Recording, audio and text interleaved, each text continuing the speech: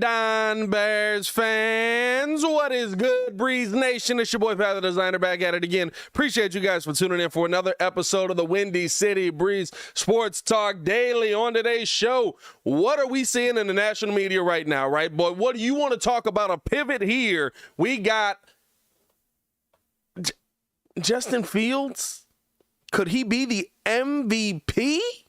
Is that what we're talking about on the national media shows today? Must be a slow day at ESPN. We're also going to break down the Chicago Bears press conferences, what Coach Flus had to say. And here's the thing, right? We all know there's a long term. We know that there's a 2, 3, 4 years down the road. But at the end of the day, the question on the table is, what's the next step for the Chicago Bears this season? We're going to break all that down more on today's episode of the Windy City Breeze Sports Talk Daily. If you haven't done so, man, I need y'all to go ahead and push the button.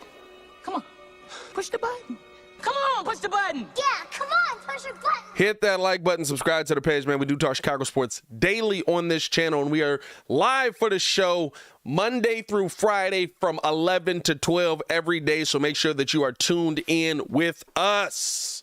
Let's get into this conversation, man, because it's very interesting to start to see how quickly and how stark a change can come just by showing all the sudden talent. And it tells you, honestly, right, the power that Chicago actually holds. It tells you the power that Chicago actually has if they come out and compete, if they come out and look competent, if they come out right, like, because we're talking about now, and this has been the thing around a lot of the national media circles, a lot of the national nerds talking about this now, trying to backtrack on all the bad things that they said about Justin Fields. Right now, it's Justin Fields could be an MVP candidate. And here's the thing, realistically, right now, looking at the stats, whether you want to say, oh my God, he is this or he isn't this, he is a passing quarterback or he isn't a passing quarterback,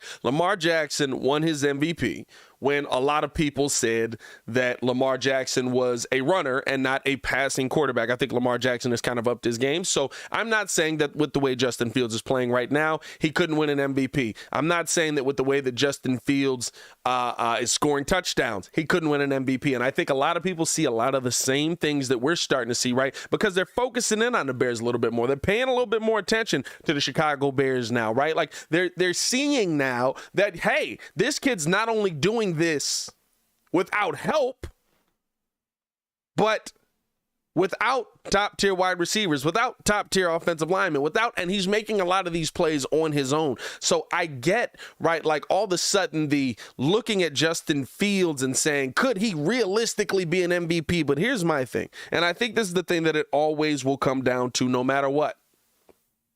You got to win.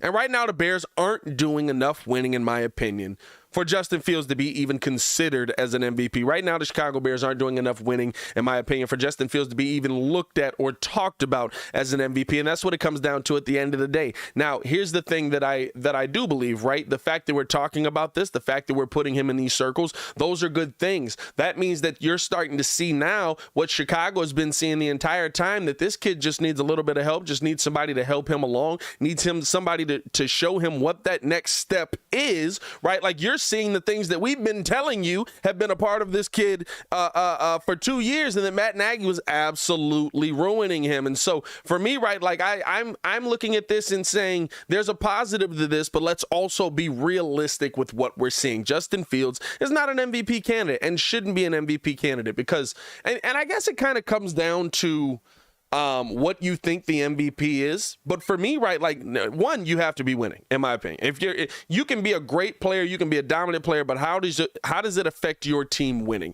How does it affect your team moving forward, right? Like, and I think that that's the part where sometimes we can get caught up in too much of the individual in a sport that absolutely is an individual. One of my favorite things of all time was when I heard Tom Waddle break down all the things that it takes for a simple 5-yard out route to work.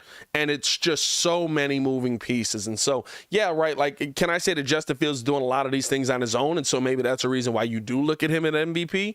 Yeah, but how's it affecting winning? And yeah, there's a lot of reasons why the Bears aren't winning these games. There's a lot of reasons why the Bears are coming away with losses in these games. There's a lot of reasons why that aren't on Justin Fields, but how is it going to affect winning at the end of the day? And for me, right, that's the main part of the MVP. The other thing for me is, right, like, I think this conversation comes up because of the position Justin Fields plays, right? Like, when you look at what Justin's doing at the quarterback position, not only just running the ball, but just being able to actually, continuously get the ball downfield, continuously find ways to, and here's the thing, make passes. He's doing a great job. When watching the All-22, bro, he is still doing an amazing job at dropping back and holding on to the football, looking out, still looking for his passes lane, all while using his feet to create plays that seem like they're not there. Like the video, if you agree on that. And then all of a sudden, right, he's still making passes. He's running the football more than he's passing a little bit. Now, I don't like all of the designed runs that Getsy's throwing in there. But for me, right, like, I'm looking at this thing and I'm saying, yeah, of course he's running the football because we can't complete a simple drop back. You see Justin Fields dropping back and then all of a sudden, he's running for his life. And so for me, right, like, I'm looking at this situation and saying that you can't say Justin Fields is going to be an MVP. And to me, this is the national media doing what the national media does yet again. This is the national media saying, hey, now we're not going for the pivot on this. We're not going for a small change, right? Oh, the Bears are starting to get it together. They're starting to move in the right direction. All the way. He sucks. This kid can't play. I don't believe he can throw the football. He doesn't have time. He doesn't have help, but I don't think he's that good of a player. All the way to he's an MVP. Look at what he's doing with his feet. Look at how he's doing it. You know what I mean? Like, so I think it's another, right, like, oversimplification or not oversimplification. What's the right word that I'm looking for there? Like, they're going too far the other direction on it, right? And to me, right, like, that's the same thing that we constantly see from the national media. It's not a surprise to me that they're going too far the other direction. It's not a surprise to me that they're going all the way there. And I think that Justin Fields is doing things that are MVP capable. But to have this conversation, right, with a 3-win team, what are we really talking about? But I'll say this, and here's a caveat to it, right? Like, okay, I've done all that. I've stated all that, right? And I do think, right, one of the MVP will probably be somebody like Jalen Hurts. Or it'll be possibly Tua. I think Tua is absolutely a candidate. By the way, overreaction. Good call on that one, Baki. I think that the one thing, overcorrection is actually what I was looking for. Thank you. E90. That's actually the word I was specifically looking for, an overcorrection, because that's what they do, right? Oh, we went a little hard on him on that. We might want to pull that back. We don't want those clips to pop up. Let's go hard the other direction. It's like, bro, like, you don't have to go hard. Like, listen, I get it, right? Like, it's sports media and it's got to be entertaining and you have to have clips and you have to have, but like, the people that we love just give us an honest assessment. Y'all ever notice, right, like, the people you really like most, or in the moments that you really like those people most, it's just them giving their honest assessment? I love listening to Richard Jefferson talk about people, especially on the NBA. It's just an honest assessment. He's not going hard. He's not hot taking. He's not like, let's get, oh, he's got to be this and you got to. It's just, no, I'm going to just break the game down. I'm going to break it down as I saw it for, 15, 16 years in the NBA? I'm going to give you this honest assessment, and we're going to move on. Oh, okay, nice. That sounds great. Or when Dan Orlovsky, like, legitimately breaks down tape. I love Dan Orlovsky when he breaks down tape, because I know he knows what he's talking about from the quarterback position. I know he knows what he's talking about when he's talking about footwork and hand placement, and you know what I mean? Like, those are the things that I love to hear. But they want to overcorrect. They want to go too far the other direction. But here's the one caveat that I will give to anybody that might be on the Justin Fields could be an MVP candidate. The NFL is not good. As a whole, you're seeing more teams that you thought would be much more competitive not being more competitive. And maybe it's more of a balance, right? But I mean, you've got your Eagles. The Eagles are great. Bills look really good. Chiefs still doing what the Chiefs do, right? And there's some names that as you go up, the top of the top that look really good. But a lot of those guys that people called out for MVP, a lot of those guys that people were looking at and saying we're going to have a bounce back season, a lot of those teams that people were saying, oh man, he's coming, he's going to be on a Super Bowl caliber team. There's a lot of 3-5, or what is it now? 3-7, 4-6. You know what I mean? Like there's a lot of that out there. So for me, right, when I'm looking at this team, when I'm looking at this season, when I'm looking at what the Bears are doing, I'm not going to say that by the end of this season we couldn't be having that conversation. I think there would have to be a lot more wins that take place throughout the rest of the season. Like for us to start having that conversation, where are we at? We're on week 10 now. The Bears would have to win 6 of their next 7. If the Bears start winning 6 of their next 7, then maybe you can have that conversation. If he's continuing to like 4 touchdowns, 324 total yards, 160 on the ground, like still putting up ridiculous stats. He's still breaking his own records, stuff like that. Like that's when you can start having that conversation, but not when you're sitting at 3-7. But what I will say is that there's a lot of teams sitting down here with us. Philly just lost to the Commanders. You know what I mean? So there's also that side of it as well. There's also the side of it where it's like, yeah, like we got to talk about somebody for MVP candidate. And a lot of the dudes we thought were going to be it are on teams that are mid or suck. So at least Justin Fields is showing us hope.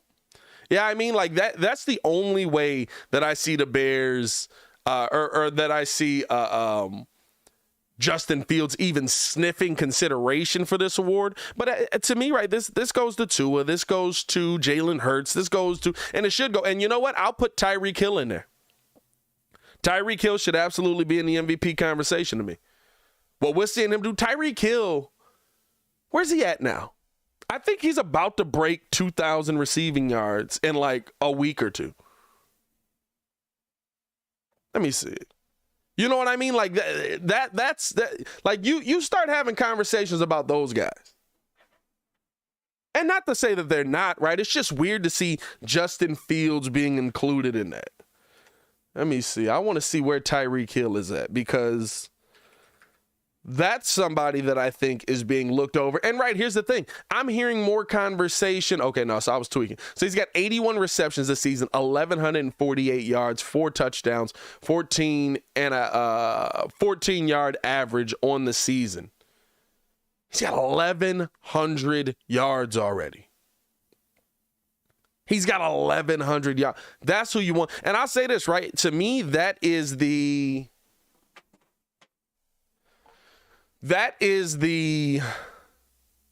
talk that I don't like around the MVP is that they're talking to me. I hear more about Justin Fields than I'm hearing about a guy like Tyreek Hill, just because it's got to be a quarterback, right? Like quarterbacks win the MVP award. That's what it all. And I understand, right? It's the most important position on the field. You have to do more mentally. You have to read so much that's happening at once. You have to, like, there's so much you have to look at the quarterback position. But like to talk about Justin Fields on a 3-7 team versus talking about Tyreek Hill on what are the Dolphins this year? Dolphins are 7-3. That's wild.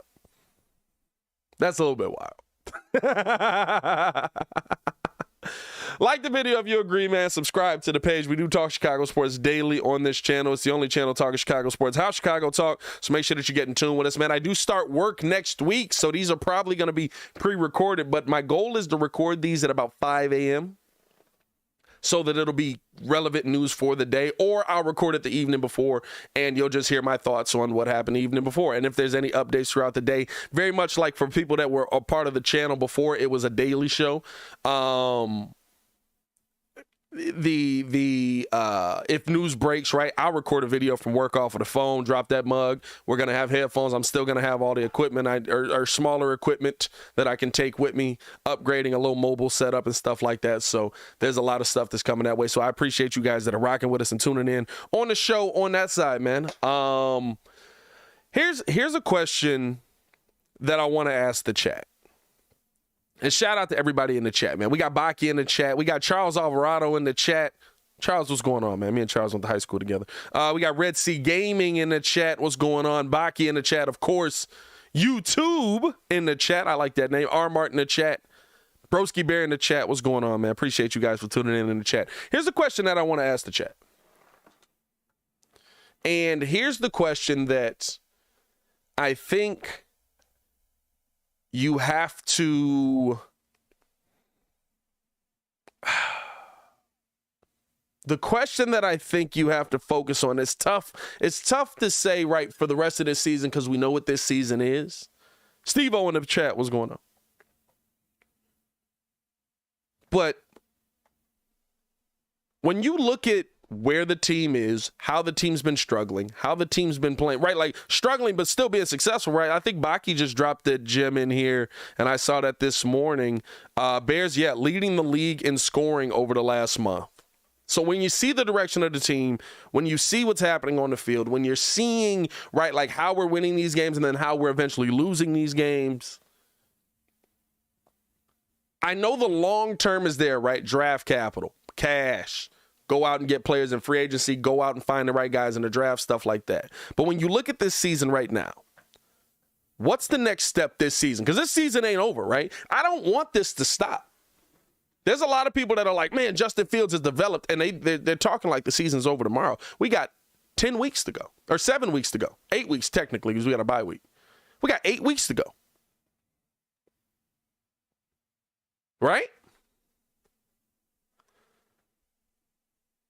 So what's the next step for the Chicago Bears this season? What's the next thing that we want to see develop? I've got two things in mind. Of course, you want to see those young pieces, but I'll tell you this. And maybe it was because we were playing the Lions. But we've seen flashes of Jack Sanborn the entire time. We've seen flashes of Jack Sanborn in preseason, saw it a little bit early on in the season, didn't see him again. Is there something that can be developed there? And it's not just Jack Sanborn, right? But is there something that can be developed defensively with a young core? Did you guys see on the field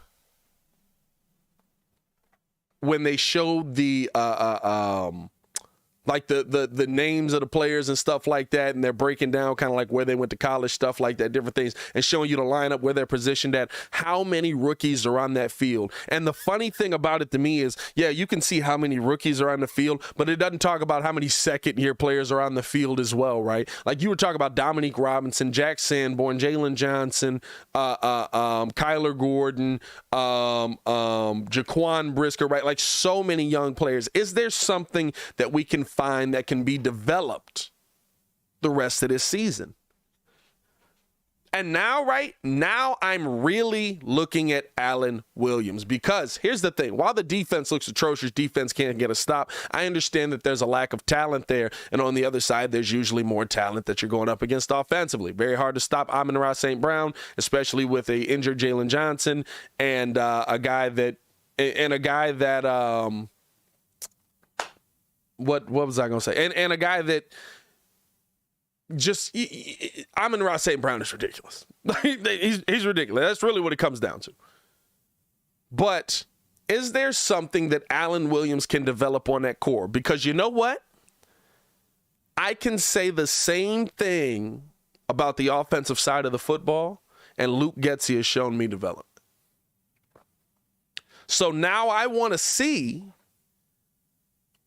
what kind of development Alan Williams can give me the rest of this season out of this team. I want to see what Jack Sanborn can do. Jack Sanborn came out, and here's the part, right, like when I watched the tape back, I was watching it last night. When you watch the tape back, right, it's not that Jack Sanborn's flying around, he's just making plays, making tackles, all these different things, right, like bringing them down. But here's the thing. You see him in the right position to make plays. You see him setting up the right way to make plays, and he's executing the plays. A lot of the things that I was saying about this defense that weren't happening week in and week out, Jack Sanborn did a pretty good job of that for most of that Lions game, just being in the right position and actually making the play. Now, what's the rest of that? Where's the rest of the team at, right? Brisker, like what he's showing me. Gordon, kind of plateaued off a little bit last week. You know what I mean? Like, I kind of plateaued off a little bit last week. But for me, I want to see, right, what's that next step development-wise? Because whether we like it or not, this is your defensive core. You might be able to go out and get a big name. I'd like to see you get a name on that defensive line that might help you a little bit more, right? But honestly, this is your defensive core moving forward. And whether Sanborn's a part of it or not, this is your defensive core moving forward. You're going to have Kyler Gordon, Jalen Johnson, possibly Eddie Jackson. I think they're going to hold on to him. I like what Eddie's done this year, especially standing next to Jaquan Brisker. Those are your guys moving forward. Dominique Robinson might be a piece that's on this line for a while. Justin Jones is signed here for a little while, right? Like this is your defensive heart. What are you going to show me? And I'm not saying Jack Sanborn or any of these guys are going to go on to be Hall of Famers. I'm not saying none of that right now. Although I will say this, right? When you hear now, here's the part that does get me a little bit excited, right? Just on the name. Like, I want y'all to do this. Everybody do this at home and see if this flows right for you. When you think about the best linebackers in the NFL, in Bears history, what do we do? What do we always do? We go. Run through the name, Urlacher, Butkus, and then just go Sanborn. Kind of fits. I could see Sanborn as a name that we're saying 20 years from now and just be like, oh, yeah, it flows pretty well. Urlacher. Who are your top Bears linebacker? Urlacher, Sanborn. Kind of fits. But the one thing that I will say as well, outside of that, because I think that, right, defensively, you have to get the core together. You have to be able to find something on there that you feel good about. And I'm really focusing in on Alan Williams on that. But on the other side of the ball, right, I do have an issue with the fact that you have now spent a second-round pick, a third-round pick, and a 7th-round pick on 3 wide receivers that totaled for 19 plays last week. And 2 of those wide receivers,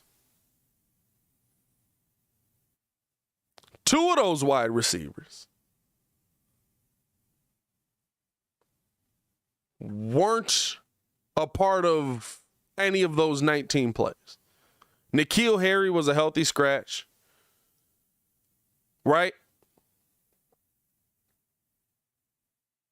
Bayless Jones can't find the field anymore. Those are 2 picks. And right, like N'Keal Harry, 7th-round pick, or 6 or 7? 6th-round pick.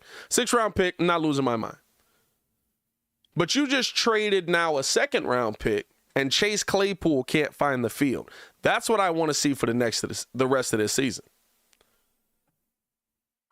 What's the development in the relationship between Justin Fields and Chase Claypool? What's the development in a relationship? Because the one thing that I think that we haven't seen at all this season has been a development between Justin Fields and wide receivers.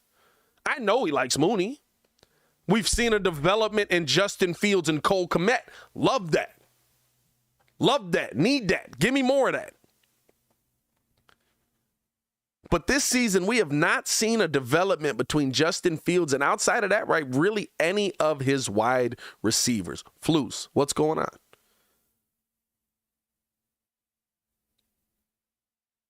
What's going on? You know what I mean? Like, you're talking about 3 players that were supposed to be names that Justin Fields was going to be able to go to when he had to get out of there real quick. We haven't seen any of it. N'Keal Harry's been targeted, 3 times? I think he's caught all 3 passes, 1 for a touchdown. I literally think N'Keal Harry has been targeted 3 times, and he's caught 3 passes. You saw Chase Claypool play more in his first game where he had been here 3 days and had no idea what was going on with the offense. More than you saw him in the second game. And in the second game, they only went to him one time. So what's going on there, right? Like that. I'm not going full.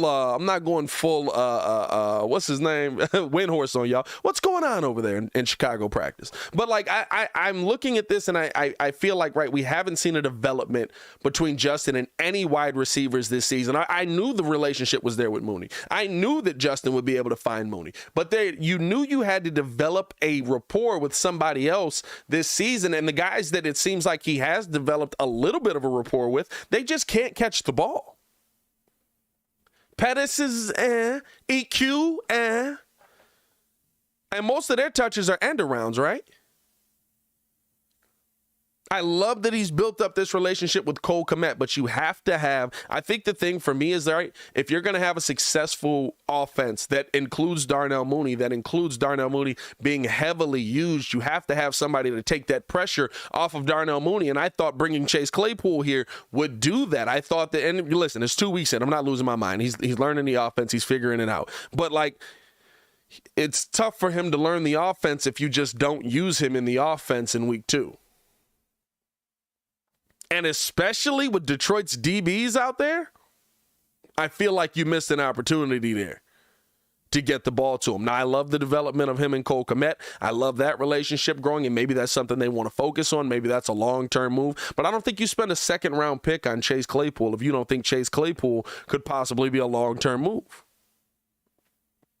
Now, maybe coming into this week, right, we see a little bit more. Maybe coming into this week, we see more from Claypool. We see more, you see him involved in the offense a little more. It literally could just be that he's only been here a couple of weeks. But I think that you have to talk about, the one thing that I want to see throughout the rest of this season is, okay, who's the other wide receiver that Justin Fields is going to build this rapport with? There has to be another one. And when you spend a second-round pick on a guy like Claypool, that's who you think that's going to be.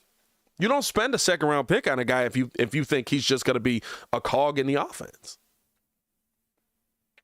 Or a decoy on most plays, right? And he was only out there for 31% of the snaps. You can't even be a decoy if you're not standing out there. At least Allen Robinson would stand out there.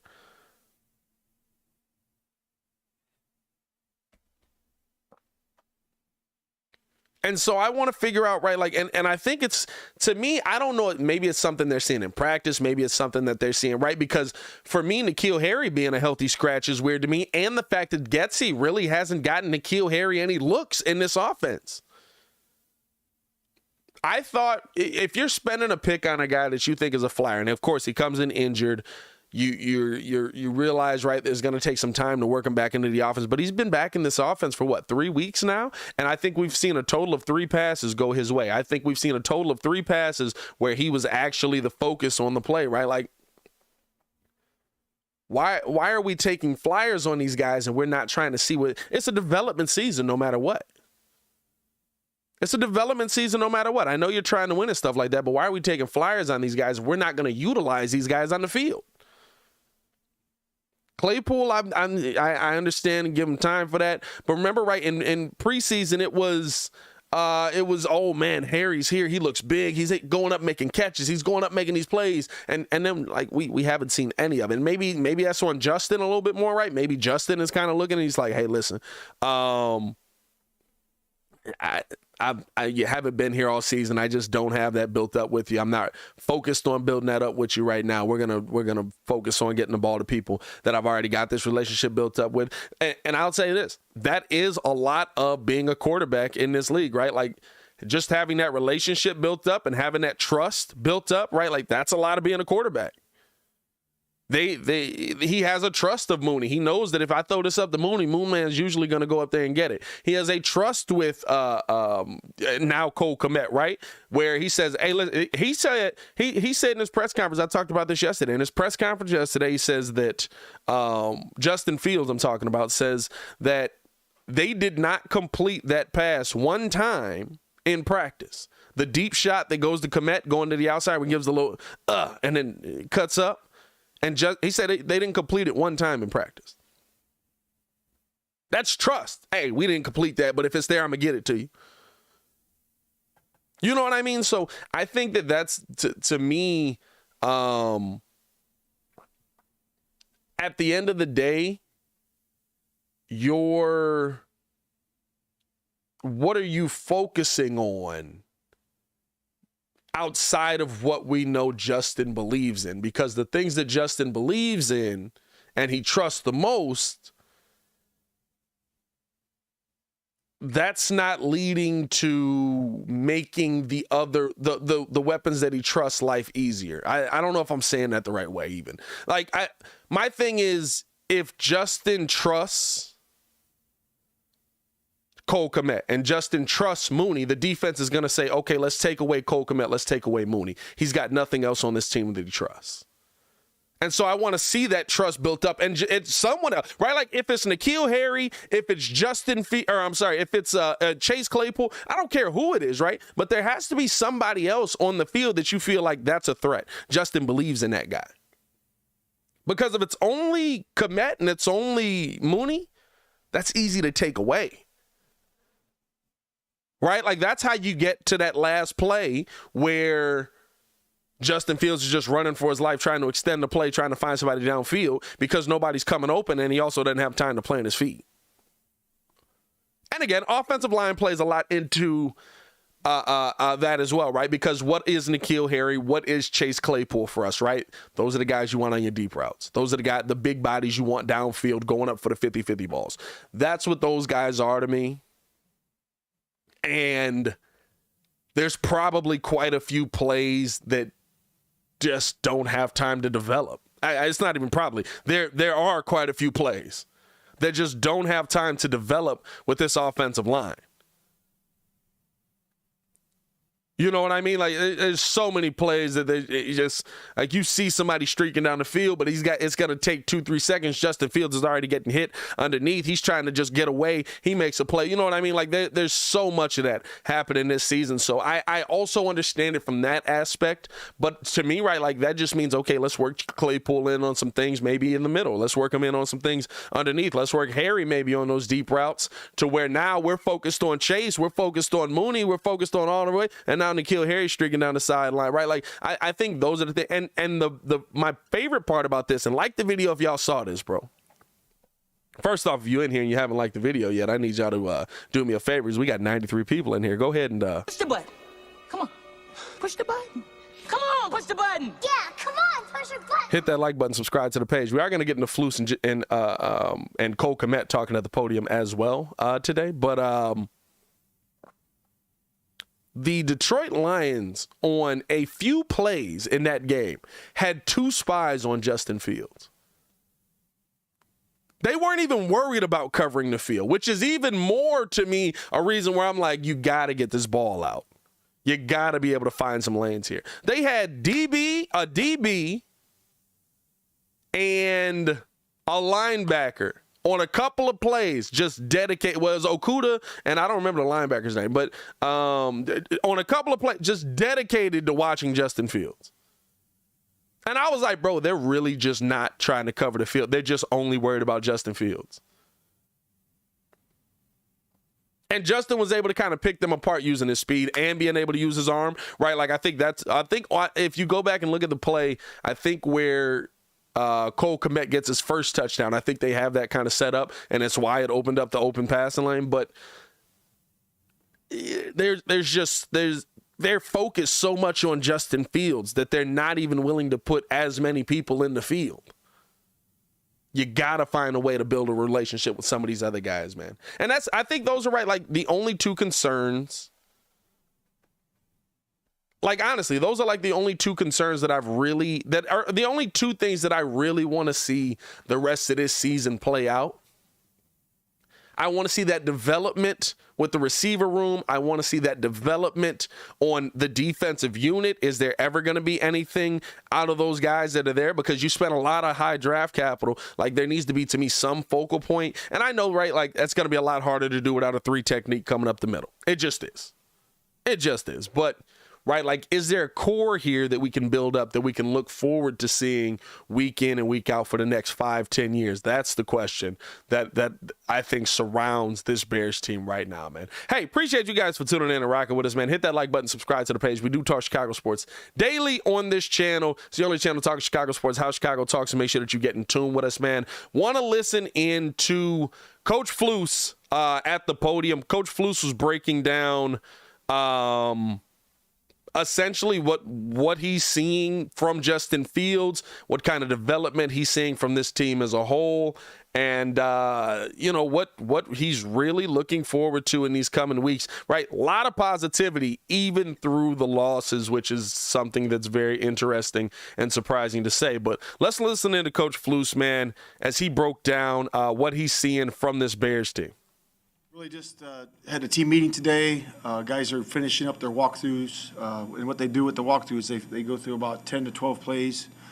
Special teams goes first, and then offense and defense, and they just clean things up. They do that in the ITC inside, so that's always a good thing. And then we kind of preview the next opponent, just their base structure, some of the base things we might do, alignment-wise or scheme-wise, just to give the guys a heads up going into next week. So that was good. And really, to go back to the team meeting, it was really much what I said yesterday. We thought we were in a good spot. Coming out of halftime, it was 10-10. Obviously, that big drive by the offense and that miraculous play by Justin to get in the end zone there. I thought we used the clock well, working into that 2-minute drive. Worked into it to 3 minutes, and we really did a nice job of burning that clock all the way down the way we wanted to create that touchdown with really no time to play. Obviously, we kicked and covered there. They got a little bit of a return there, a little bit more than a little bit more than we wanted. And then they had a Hail Mary there. So that Hail Mary line for them really isn't that deep, but obviously Goff's got a big arm, and he threw it there. So we got to do a better job of knocking that ball down at the end there. But so that's how we ended the first half. Came out in the third quarter and really did a nice job. Scored, come out on defense, got a 3rd and 1.5, I guess it was. And we threw a pressure in there, got a nice TFL. That was nice. Offense came down and scored on a subsequent drive. Really nice play design in the red zone with that roll. with the I'm not going to name the name of it, but it was really really nice. And then then we had a 5-and-out on defense, which was good. Got them into a 3rd and extra long. And we came back and we threw that midfield shot, the logo shot from the midfield to Cole on that second one. So that's how we got 14-0 in the third quarter. Really nice. And then the fourth quarter started, and I think we kicked it out of bounds in there in the fourth quarter. So that obviously gave the field on the 40. Defense did a nice job responding to that and got out on, I think, in a 5-and-out also again. That was really nice. And then really working from there. We had some issues. We had a couple issues there that we have to clean up, and that's what we went through in a team meeting. So I showed, basically in a team meeting, I showed the guys the whole third quarter, those plays, the third down stops and the big touchdown throws and all that, and then working into that fourth quarter, how we can play it a little bit better. How we can be smarter, how we can do a better job of functioning as a group. And really it started with, Kyler coming off the edge. He came off the edge, did a nice job. We were free. And we got to just learn and discern a little bit when you're at the quarterback's face of how you do that. Because he's going to make a move, he sees you, and we got to make sure that we do a good job of having some body control there and doing a good job that way. And then on the sideline, when you're on the sideline with the quarterback, you can agree or disagree with that call, but we have to be smart as defensive players when it is a quarterback, that knowing that they're going to protect those guys. Obviously he caused the fumble on the sideline. They made that call. They got a nice chunk of change there from that penalty. And then we had a couple penalties in a row after that. We had a hands to the face and another hands to the face. The first one was a good call. Put them down to like the 12 or 14-yard line. And then from there, we obviously all saw the one. And what a great play by Sanborn. What a great play by him, getting in that window, making that interception, returning it back to the 25, and that, to me, that was really a momentum play in the game. So I was really proud of the guys for making that play. So they assessed the penalty on that, and we got to do a better job fitting the run on that next one. The next one there. So I just show them the sequence of events of what that was, and then we end up putting ourselves in position. Justin comes back. The next series does a really good job on that 3rd and 1. Obviously, I think I taught him everything there that he needs to know on that play. But obviously, you can see what kind of special player he is by having the ability to take that long. I think it was 64 yards. Am I right on that? 67. Okay, 67 yards, touchdown. So it's good. And obviously, we got to make the extra point. That's not us. There we got to be able to execute there. So that was another play that I showed him. But at the end of the day, we gave ourselves, as a team, we were up by 6 with I think it was 7 minutes to go. So we had to put it away there. We didn't, as a football team, do that at that time, and that's what we got to work on. We got to work on that. We're doing a lot of good things, with our style, with our intensity, how we play, the effort. The takeaways is something we got to make sure we address, and I think we're doing a really good job on offense. We've only had one, every couple games, which is acceptable. It's a good number. And Justin told you last night he should have dirted that one, but and again on defense, we got to take care of the opportunities. Obviously we had one taken away from us. Gibson had a chance with that fumble. We got to do a good job, so we're going to drill some of that this week to make sure we understand how we get those fumbles that are in close quarters. Do a little bit better job with the technique, but that's really it. That's what we outlined in the team meeting today. Then the players met with their units, met with their positions, and they detailed it out. How can we get better? I mean, that's what we're focusing on. It's about skill improvement. When you have skill improvement as a football team, and each individual man increases his skill, our execution is going to increase. Therefore, we're going to win the tight games. Therefore, we're going to execute in those critical moments. And that's the process. And that's the process that we're committed to. And we're never going to let go of that rope. We're always going to be in the evaluation mode on the day after the game. How do we improve? How do we get better? And then we can see the improvement. As coaches, as players, we can see it. And we are just taking a step. We just got to improve in all aspects of the game and continue to finish off these games the right way. With the fourth quarter offense, you had 4 empty possessions in the quarter. What do you make of that? A couple of them playing from ahead, the last one obviously playing from behind. What was discombobulated in that?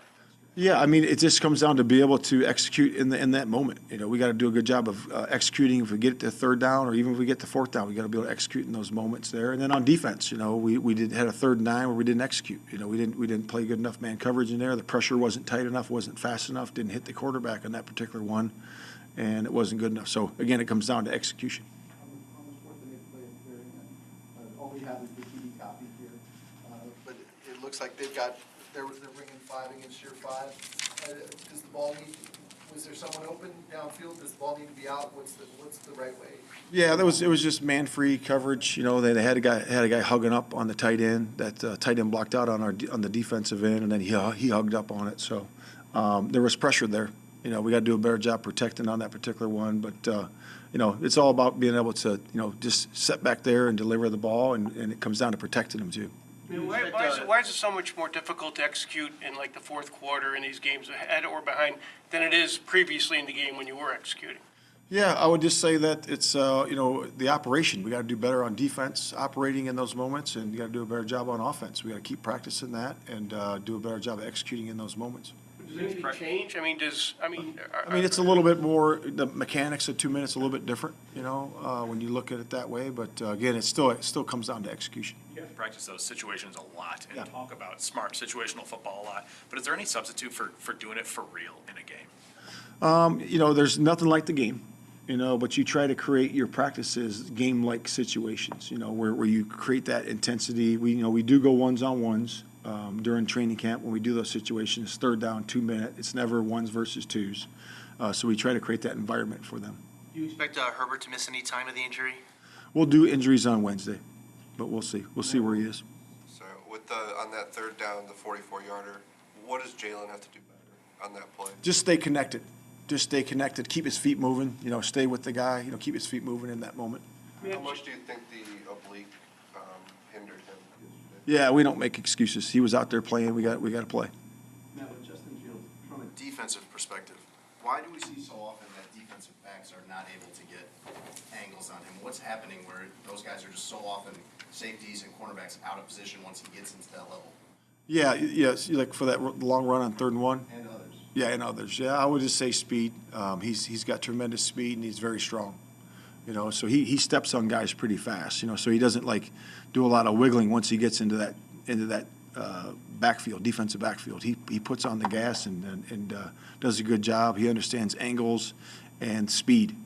Speed and strength, I would say, is the hardest thing. Is it that it happened, like it's so fast that as a safety or a cornerback, once you recognize what's happening, it's too late?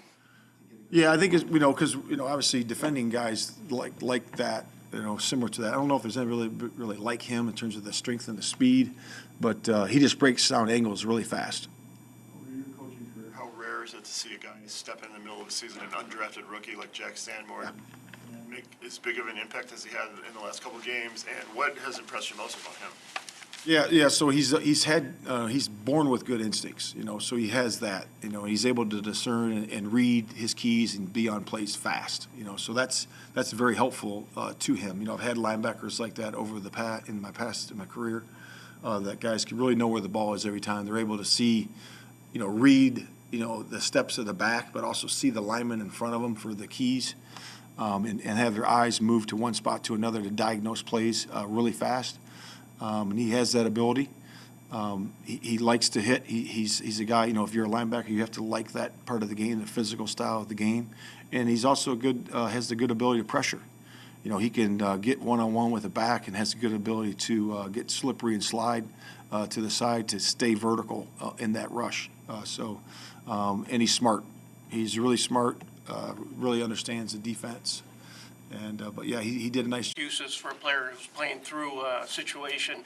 Do you ever, though, look back and say, well, yeah, maybe we shouldn't have tried to play him, let him play through that injury? I mean, obviously those are, like with Kevin Jenkins, you didn't play. I mean, there's decisions you have to make at this point of the season. Do you ever look back and say, well, maybe that wasn't such a great idea? Well, I mean, I think it's these guys are pro athletes. These guys have been playing in this game a long time, and ultimately it's going to be up to them.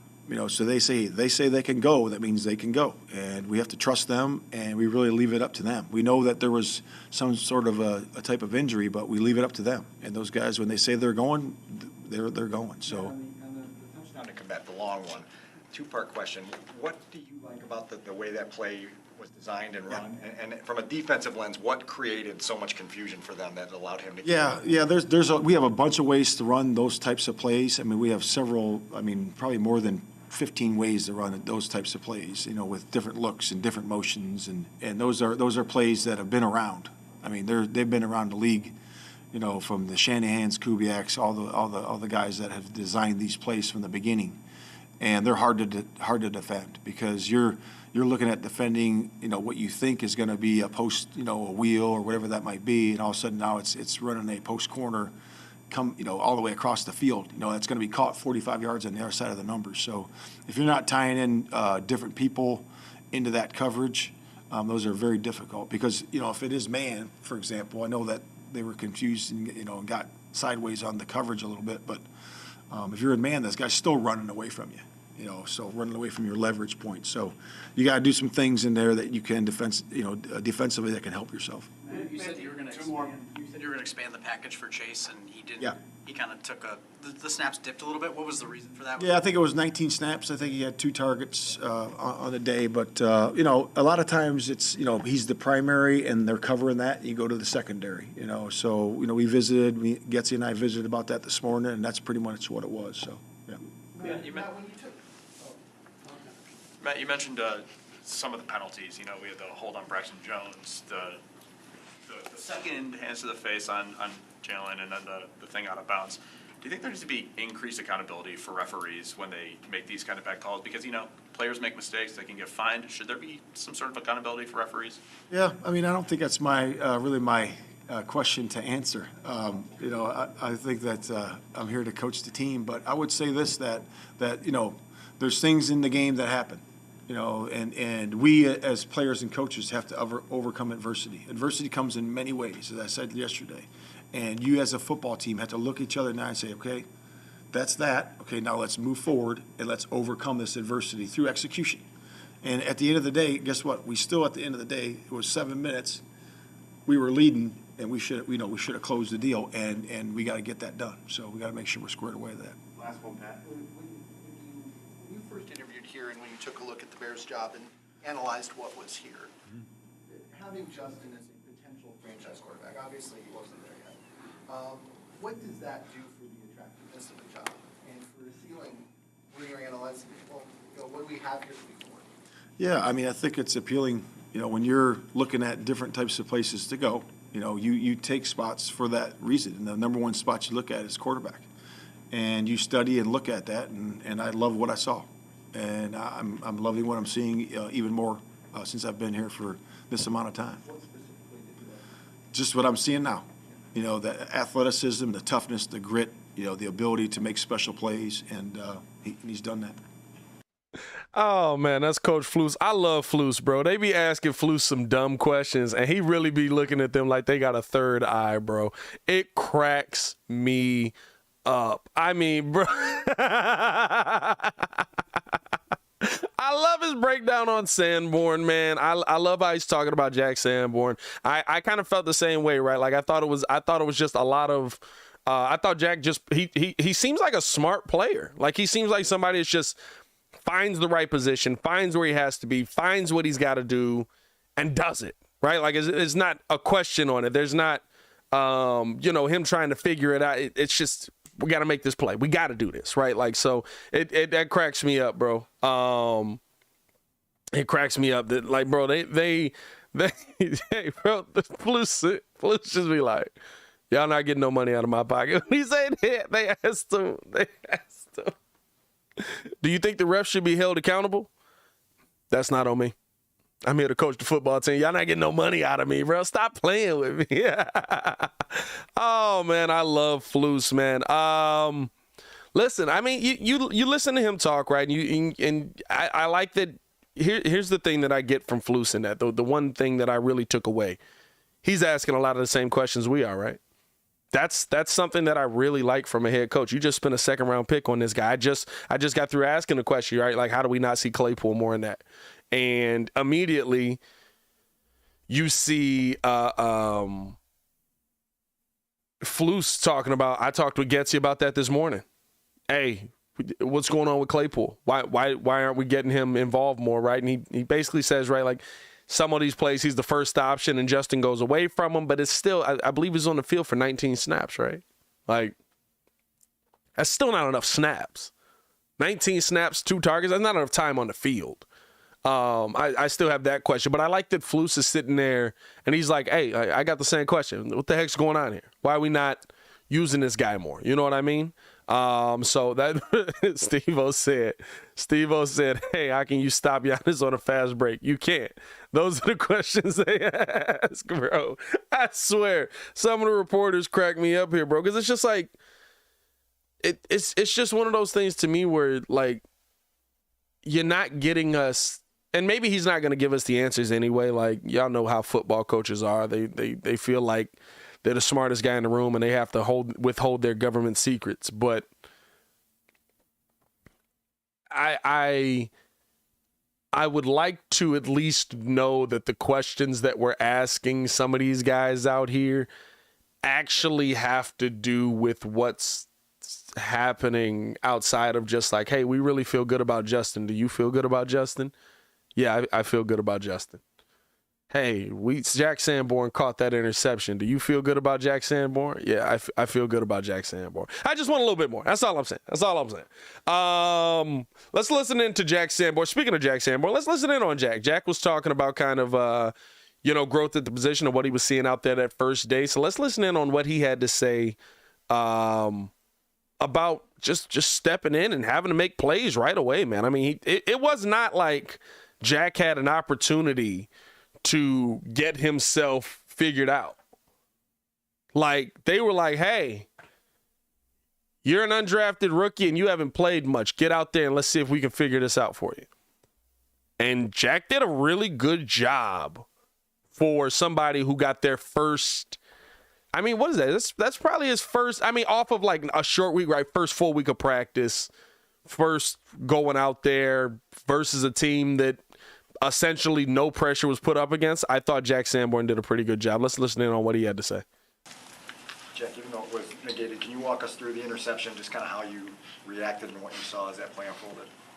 Yeah, Nick was man on the back. I mean, back went to his side, and it was kind of something that we were preparing for all week when they like to run the angle routes in the red zone.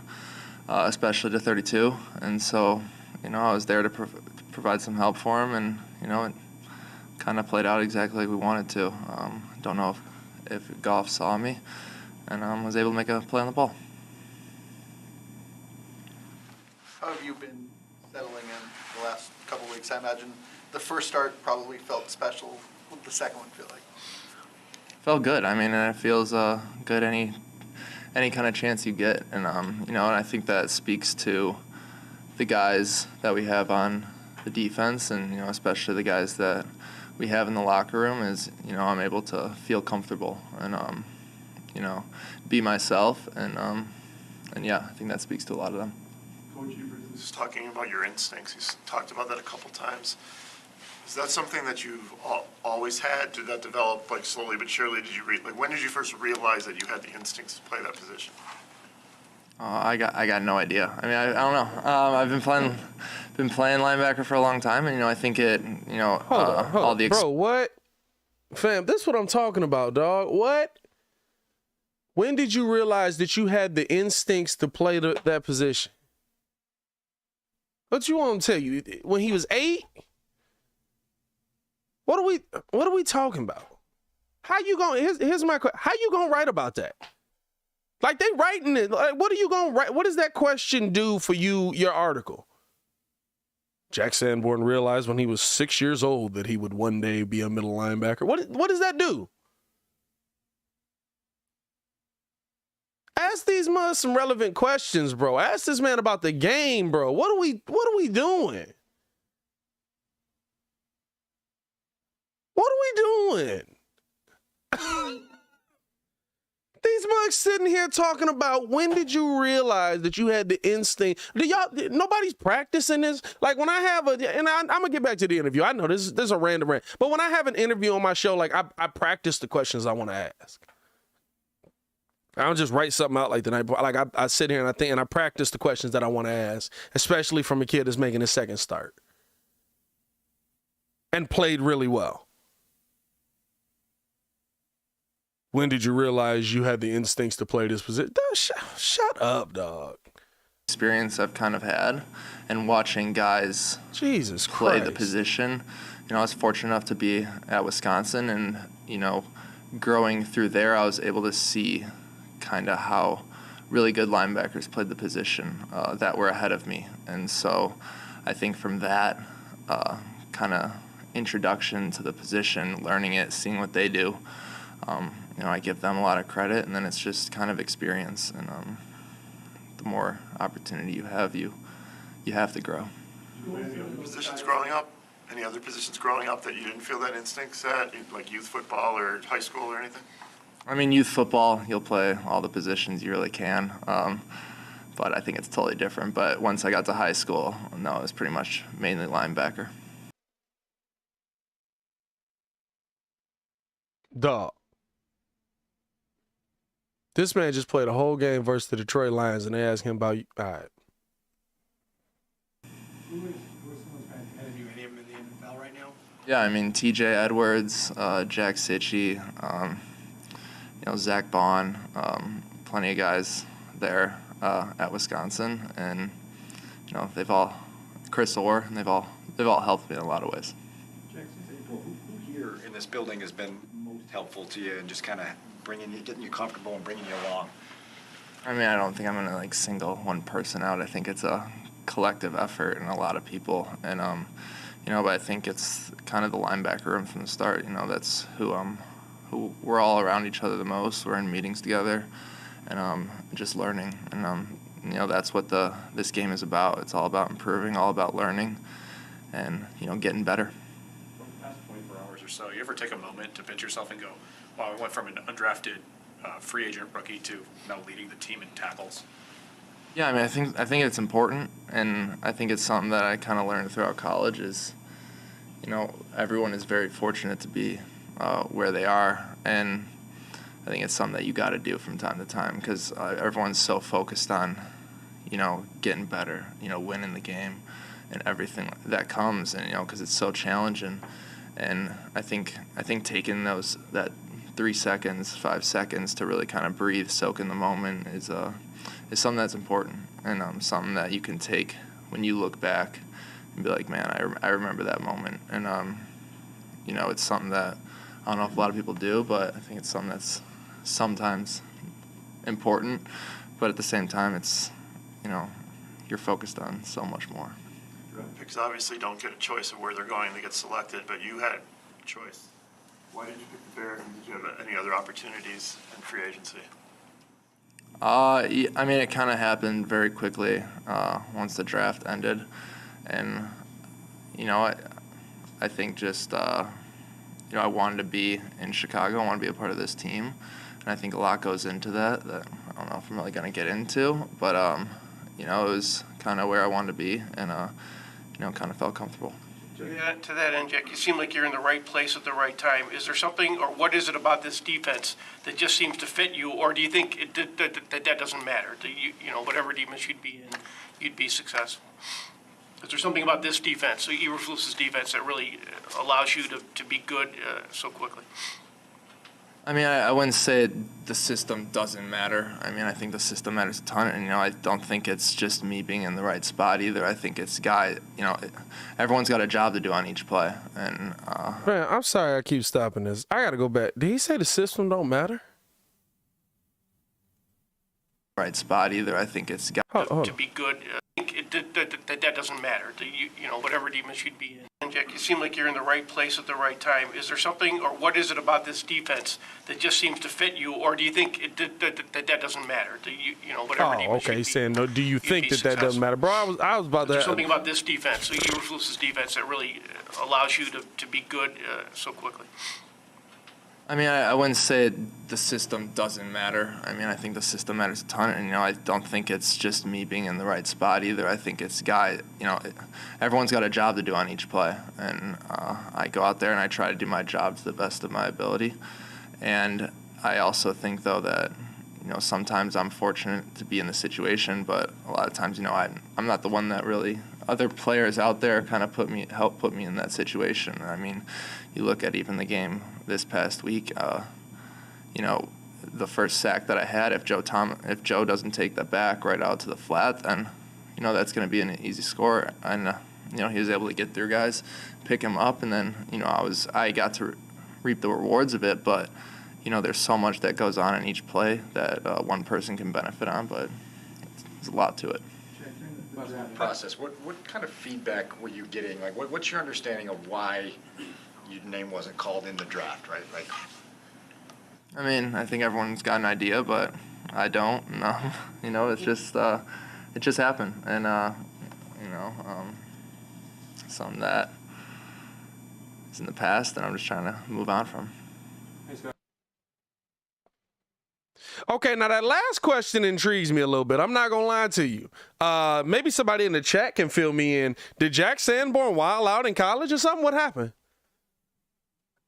That last question, you saw his face? Did y'all see his face on that one?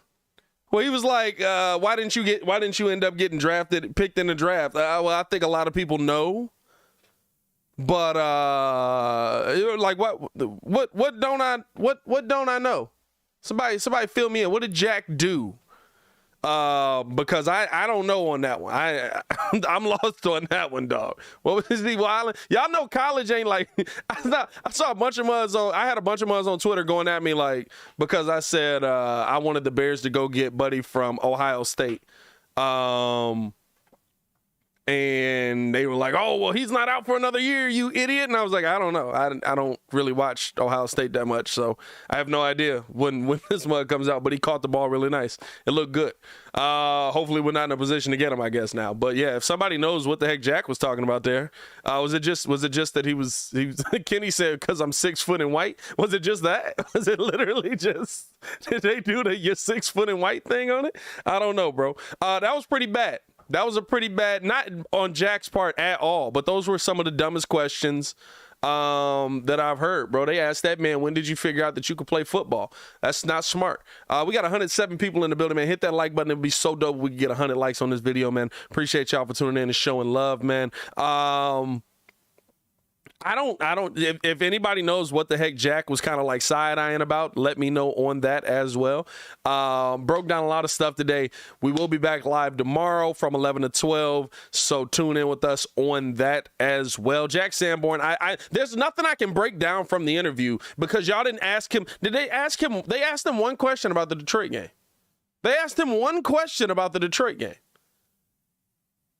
This man got a sack, almost got an interception, a couple tip pass. Like, they asked him one question about the Detroit game. I can't even break nothing down from the interview, bro.